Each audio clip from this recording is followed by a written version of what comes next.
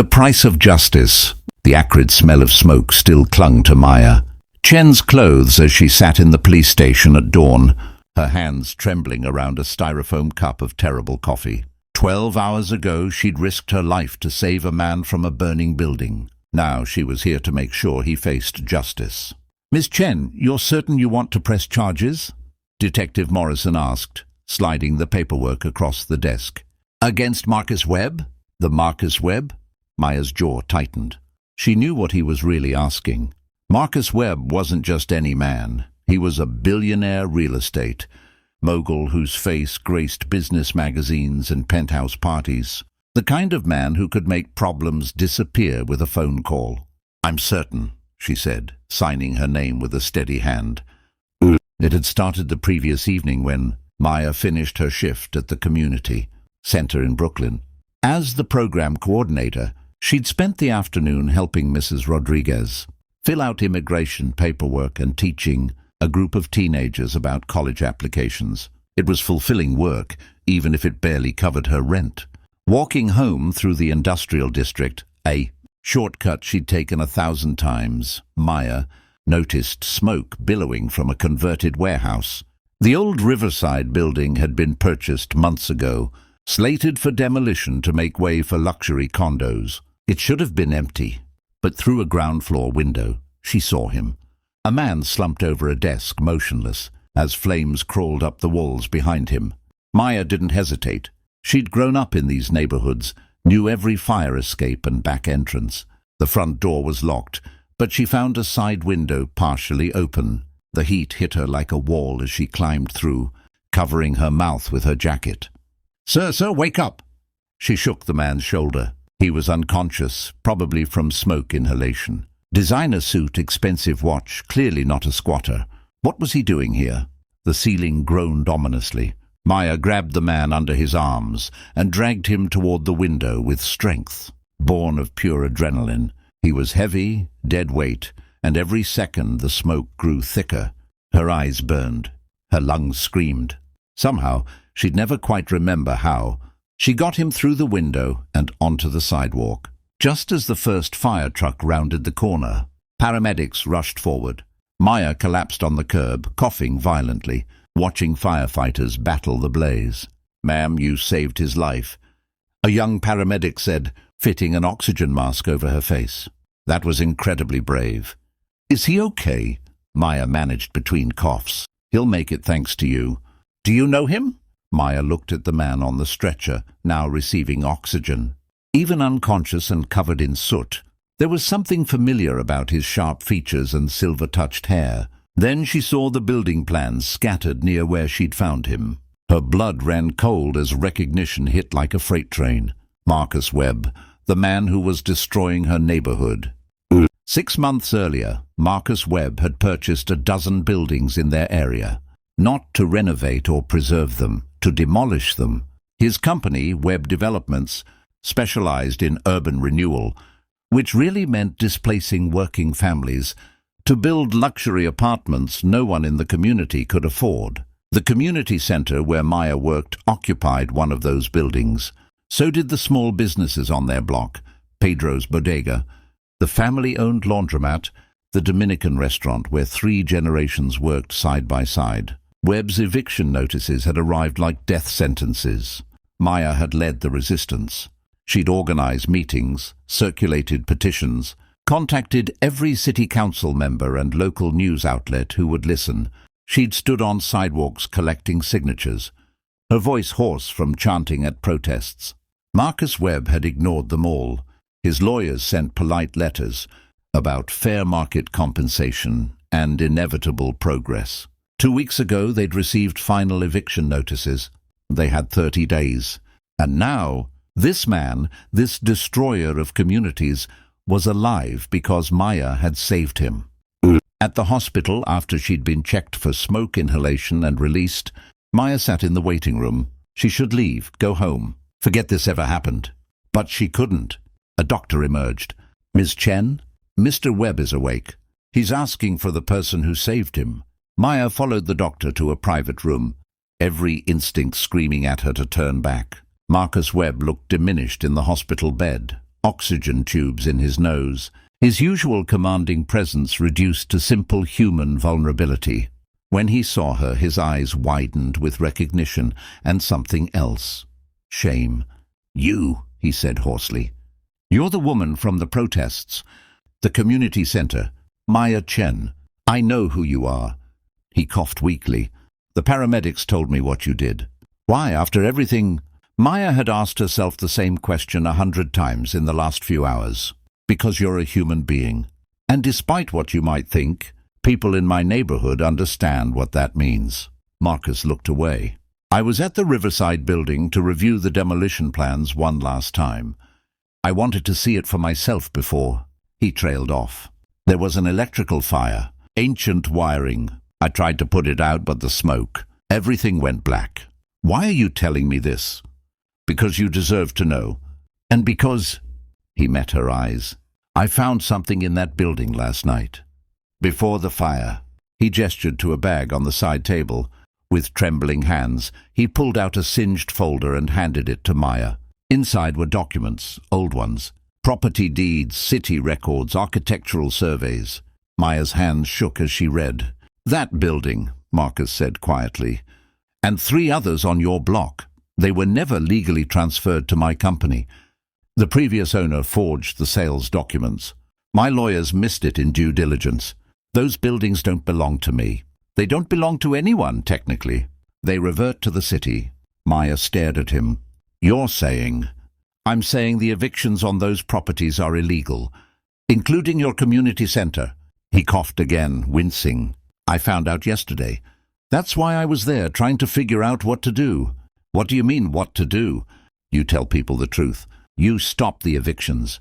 Marcus laughed bitterly. "You think it's that simple? My company has already pre-sold luxury units in the proposed development. We've taken deposits. If this comes out, it'll trigger lawsuits, investigations. The board will have my head. The stock will tank." Understanding crashed over Maya like cold water.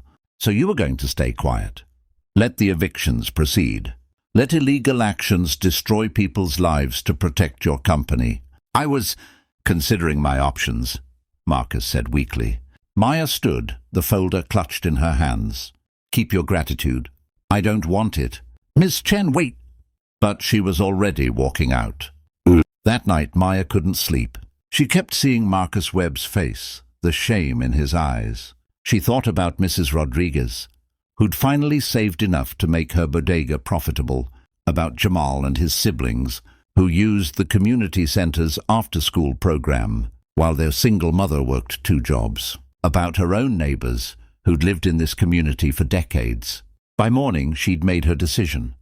Fraud, extortion, and attempted illegal eviction. Detective Morrison read from the charges. "These are serious allegations, Ms. Chen." "I have documentation," Maya said, handing over the folder. Marcus Webb knew those evictions were based on fraudulent property transfers. He was going to proceed anyway. "That's criminal." "He's a very wealthy man with very expensive lawyers." "I know." Maya met the detective's eyes. "But I also know that what he planned to do was wrong, and I'm not going to be silent about it just because he has money." Morrison studied her for a long moment, then nodded. "I'll start the investigation. Fair warning, this is going to get ugly." "It already is ugly," Maya said. "For the people who are about to lose everything." The news exploded by afternoon. Billionaire developer faces fraud charges after being rescued from fire by his victims, screamed the headlines. Maya's phone wouldn't stop ringing. Reporters, lawyers, even a producer from a national morning show. But it was the call from Marcus Webb that surprised her. "You should have let me burn," he said when she answered. "Probably." "Why didn't you?" Maya looked out her window at the street below. The bodega, with its hand-painted signs, the kids playing basketball, the old men playing dominoes on the corner. "Because that's not who I am. That's not who my community is. We don't let people die even when they deserve it." A long silence. Then, "I'm not going to fight the charges." "What?" "You were right. What I was planning to do, what I've been doing for years, it's wrong. Maybe not always illegal, but wrong." His voice cracked. "When you pulled me out of that building, When I was lying on the sidewalk choking on smoke, all I could think about was my daughter. She's 12. What kind of man do I want her father to be? Maya felt tears prick her eyes. So what are you saying? I'm saying I'm going to cooperate with the investigation. I'm going to make sure those evictions stop. And I'm going to sell the properties I do legally own back to the community at cost. He paused. It won't make up for what I've done, but it's a start. Why? What changed? You did, Marcus said simply. You showed me that there are still people in this world who do the right thing, even when it costs them. Even when the person they're helping doesn't deserve it. I want to be more like that. I want my daughter to be proud of me. 3 months later, Maya stood in front of the community center, now secured with a permanent lease. Thanks to a city program that transferred the illegally held properties to a community land trust. Marcus Webb had indeed cooperated with investigators, leading to charges against several real estate developers and corrupt city officials. His company's stock had tanked. He'd been removed as CEO, but he'd also funded a scholarship program for kids from the neighborhood. He donated a substantial amount to the community center, and every Tuesday he volunteered at the after-school program, helping teenagers with their college applications. Ms. Maya, Jamal ran up with his homework. Mr. Marcus said you used to help him with his reading when he first started. Is that true? Maya smiled. Something like that. Marcus approached, no longer wearing designer suits but jeans and a simple shirt. He looked lighter somehow, despite everything he'd lost. I never properly thanked you, he said. Not just for saving my life, for giving me a chance to live a better one. You saved yourself, Maya replied. I just pulled you out of the fire. Both fires, Marcus said with a slight smile. Maya nodded. Both fires, as they walked back inside together, one time. Adversaries turned unlikely allies. Maya thought about the strange path that had led them here. She'd gone into that burning building expecting nothing in return, certainly not hoping to gain anything. She'd simply seen a human being who needed help. Sometimes, she realized, the most powerful act of kindness isn't saving someone's life. It's refusing to let them waste it. And sometimes people surprise you, not because they're perfect, but because they're willing to try to be better. In the end, that was the most human thing of all. 6 months later, epilogue. The community center hosted its annual celebration, the building now renovated with funds from various grants and donors. Maya stood at the microphone, looking out at the crowd, neighbors, volunteers, local businesses, and yes, Marcus Webb, sitting in the back with his daughter. A wise person once told me that a community isn't defined by its buildings, Maya said. It's defined by what we're willing to do for each other, even when it's hard, especially when it's hard. She caught Marcus's eye. He nodded, understanding. This year, we learned that doing the right thing isn't always simple. Sometimes it means saving someone who's hurt you.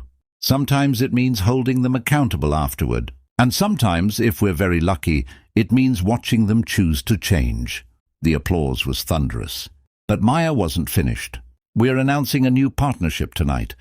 The Webb Foundation for Community Development will be funding programs in neighborhoods across the city, not to tear them down and rebuild them, but to strengthen and preserve them. To listen to what communities need, not tell them what they should want. Marcus stood, his daughter beside him, and added, I spent 20 years building things.